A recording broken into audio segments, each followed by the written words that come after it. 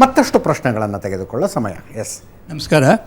ನನ್ನ ಹೆಸರು ಶ್ರೀಧರ್ ರಾವ್ ಅಂತಂದ್ಬಿಟ್ಟು ಮಾನವ ಸಂಪನ್ಮೂಲ ವಿಭಾಗದಲ್ಲಿ ಈಗ ಸ್ವಲ್ಪ ಪ್ರಯತ್ನಗಳನ್ನು ಮಾಡ್ತಾ ಇದ್ದೀನಿ. ಇಲ್ಲಿ ಒಂದಿಷ್ಟು ಪಾಠಗಳನ್ನು ಕೂಡ ಹೇಳ್ತಾ ಇದ್ದೀನಿ.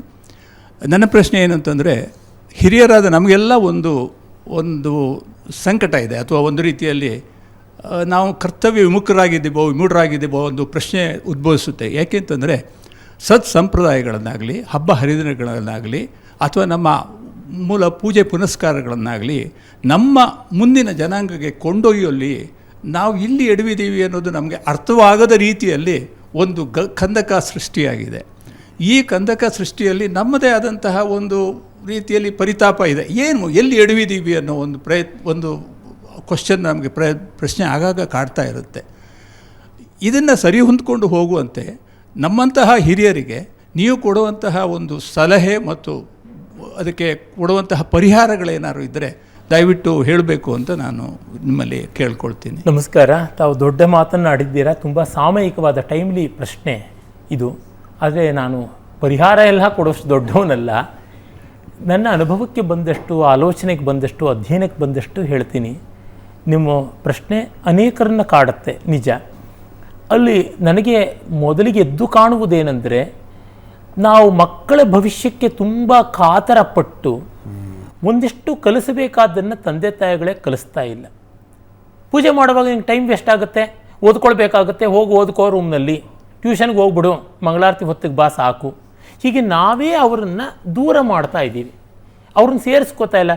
ನೀನು ಈ ರಂಗೋಲಿ ಹಾಕು, ನೀನು ಈ ಹೂವು ಕಟ್ಟು, ನೀನು ಅಂಗಡಿಗೆ ಹೋಗ್ಬಿಟ್ಟಿದ್ರು ಈ ಪದಾರ್ಥವನ್ನು ನೀನು ಅಮ್ಮನಿಗೆ ಅಡುಗೆನಲ್ಲಿ ಸಹಾಯ ಮಾಡು, ಹೀಗೆ ನಾವು ಹೇಳ್ತಾ ಇಲ್ಲ. ಅಂದರೆ ಈ ಸೋಕಾಲ್ಡ್ ಸ್ಕೂಲಿಂಗ್ ಅಕಾಡೆಮಿಕ್ಸ್ ಅನ್ನುವಂಥದ್ದು ಅಬ್ಸೆಷನ್ ಜಾಸ್ತಿ ಬಂದು ಇವುಗಳ ಕಡೆಗೆ ನಾವು ಹೇಗೋ ಮಾಡಿಬಿಡ್ತೀವಿ, ಮುಗಿಸ್ಬಿಡ್ತೀವಿ ಅನ್ನುವಂಥದ್ದಾಗಿದೆ. ಇದು ದೊಡ್ಡ ಸಮಸ್ಯೆ ಅಂತ ನನಗನ್ಸುತ್ತೆ. ಅಂದರೆ ನಮಗೆ ಅದರ ಬಗ್ಗೆ ಅಷ್ಟು ಪ್ರೀತಿ ಇಲ್ಲ. ಯಾವುದನ್ನು ನಾವು ಇಂಟ್ಯಾಂಜಿಬಲ್ ಬೆನಿಫಿಟ್ಸ್ ಅಂತ ಆಧುನಿಕವಾಗಿ ಕರಿತೀವಲ್ಲ, ಅದು ನಮಗೆ ಆಗಿದ್ದನ್ನು ನಮ್ಮ ಮುಂದಿನ ಪೀಳಿಗೆಯವರು ಮಾಡ್ಕೊಳ್ಳಿ ಎನ್ನುವಂಥದ್ದು ನಮಗೆ ಬರ್ತಿಲ್ಲ. ಯಾಕೆಂದರೆ ದುಡ್ಡೊಂದು ಎಲ್ಲವನ್ನೂ ಸರಿ ಮಾಡುತ್ತೆ ಅಂತಾಗಿದೆ. It's the best or worst leveller. ಈ ಸಮಸ್ಯೆ ಬಂದಿದೆ, ಅದು ಆಗಿರುವುದು ಅಂತ. ಯಾವುದಕ್ಕೂ ಅದರದಾದ ಬೆಲೆ ಇರುತ್ತೆ, ಅದನ್ನು ಬೇರೊಂದರಿಂದ ಮಾಡೋಕ್ಕಾಗೋದಿಲ್ಲ. ಅದನ್ನು ನಾವು ಚೆನ್ನಾಗಿ ನೋಡ್ಬೋದು. ಎಷ್ಟು ಚೆನ್ನಾಗಿ ನೋಡುವ ಕಣ್ಣು ಒಂದು ಸ್ವಲ್ಪದ ಶಬ್ದವನ್ನು ಕೇಳೋಕ್ಕಾಗೋಲ್ಲ ಅಂತಂದಾಗ ಕಣ್ಣಿನ ಕೆಲಸ ಬೇರೆ, ಕಿವಿ ಕೆಲಸ ಬೇರೆ ಅಂತ ಗೊತ್ತಾಗುತ್ತದೆ. ಹಾಗಾಗಿ ಬೇರೆ ಬೇರೆ ಕೊಡಬೇಕಾದಂಥ ಸಂಸ್ಕಾರಗಳನ್ನು, ಮೌಲ್ಯಗಳನ್ನು ನಮಗೆ ಕೊಡಬೇಕಾಗಿದೆ ಅನ್ನೋದು ತೀರ್ಮಾನ ಮಾಡ್ಕೋಬೇಕು.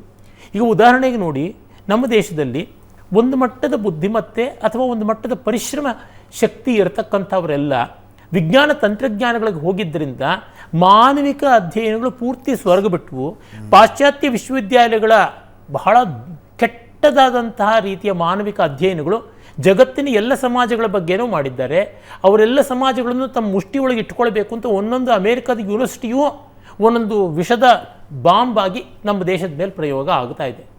ನಮ್ಮ ಪರಂಪರೆಯನ್ನು ಅವ್ರು ಯಾಕೆ ಅಧ್ಯಯನ ಮಾಡಬೇಕು? ಅವರು ಅಧ್ಯಯನ ಮಾಡಿದ ಬರವಣಿಗೆಯನ್ನು ನಾವು ಯಾತಕ್ಕೆ ಕಣ್ಣು ಮುಚ್ಕೊಂಡು ಒಪ್ಕೋಬೇಕು? ಅದನ್ನು ವಿಶ್ಲೇಷಣೆ ಮಾಡೋ ಶಕ್ತಿ ಅಲ್ಲಿರ್ತಕ್ಕಂಥ ನಮ್ಮ ಜನಕ್ಕೂ ಇಲ್ಲ. ಯಾಕೆಂದರೆ SLC-ವರೆಗೂ ಅವರು ಭಾಷೆಗಳನ್ನು ಓದಿದ್ರು. ಯಾಕೆಂದರೆ SLC-ನಲ್ಲಿ ಭಾಷೆ ಮಾರ್ಕ್ಸನ್ನು ಕೌಂಟ್ ಮಾಡ್ತಾರೆ ಅಂತ. PUC-ನಲ್ಲಿ ಇಂಜಿನಿಯರಿಂಗು, ಮೆಡಿಕಲ್ಗೂ ಇನ್ಯಾವುದು ಸುಡುಗಾಡ್ಗೋ ಭಾಷೆನೂ ಬರಲ್ಲ ಅಂತ ಅದು ಬಿಟ್ಟರು. ಹೀಗಾಗಿ ಅಲ್ಲಿಗೆ ಹೋದವರಿಗೆಲ್ಲ ಕಟ್ಕೊಂಡಿರೋದು ಎಂಥದ್ದು? ಹಿಡಿಯಷ್ಟು ಬುತ್ತಿ ಕಟ್ಕೊಂಡು ಹೋಗಿದ್ದಾರೆ.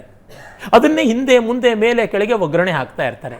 ಇಲ್ಲಿರೋರು ಹಾಗೆ ಮಾಡ್ತಾ ಇದ್ದಾರೆ. ಸರ್ವತೋಮುಖವಾಗಿ ಬೆಳೆಯದೆ ಒಂದೇ ಅಂಗ ದೊಡ್ಡದಾಗಿ ಬೆಳೆದರೆ ಕ್ಯಾನ್ಸರ್ ಅಂತ ಕರೀತಾನೆ. ಹೀಗಾಗಿದೆ. ಅದರಿಂದ ಒಂದು ಮಟ್ಟದ ಸರ್ವತೋಮುಖವಾದ ತಿಳುವಳಿಕೆಯನ್ನು ಅದು ಎಷ್ಟು ನಷ್ಟವಾಗಲಿ, ಎಷ್ಟು ಕಷ್ಟವಾಗಲಿ ಪರವಾಗಿಲ್ಲ ಅಂತ ಕೊಡಬೇಕು. ಅಲ್ಲಿ ತಂದೆ ತಾಯಿಗಳು ಸೋತಿದ್ದಾರೆ. ಅದಕ್ಕೆ ಕಾರಣ ಅರ್ಥಕಾಮಗಳು, ಮತ್ತೆ ಏನೂ ಅಲ್ಲ. ನಾನು ಯಾವ ದಾಕ್ಷಿಣ್ಯವೂ ಇಲ್ಲದೆ ಹೇಳ್ತೀನಿ. ನಾನು ಎಷ್ಟೋ ಬಾರಿ ನನ್ನ ಭಾಷಣಗಳಿಗೆ, ಕಾರ್ಯಕ್ರಮಗಳಿಗೆ ಬರುವಂಥವರೆಲ್ಲರೂ ಅಯ್ಯೋ ಇದು ದೊಡ್ಡದು, ಇದನ್ನು ಹೇಗೆ ಕಾಪಾಡೋದು ಅಂತ. ನಿಮಗೆ ಧೈರ್ಯವಿದ್ದರೆ, ತಾಕತ್ತಿದ್ದರೆ ನಿಮ್ಮ ಮಕ್ಕಳನ್ನೋ ಮೊಮ್ಮಕ್ಕಳನ್ನೋ ನಿಮ್ಮ ಜೊತೆ ಎಳ್ಕೊಂಡು ಬನ್ನಿ ಅಂತ ನಾನು ಅಂತೀನಿ. ತತ್ಕ್ಷಣ ಅವ್ರು ಮಾಯ ಆಗಿಬಿಡ್ತಾರೆ, ಕಾಣಿಸೋದೇ ಇಲ್ಲ, ಇನ್ನೆಂದೂ ಕಾಣಿಸ್ಕೊಳ್ಳೋದಿಲ್ಲ ನನಗೆ. ಹೀಗಿರುವಲ್ಲಿ ಏನು ಮಾಡೋಕ್ಕಾಗುತ್ತೆ?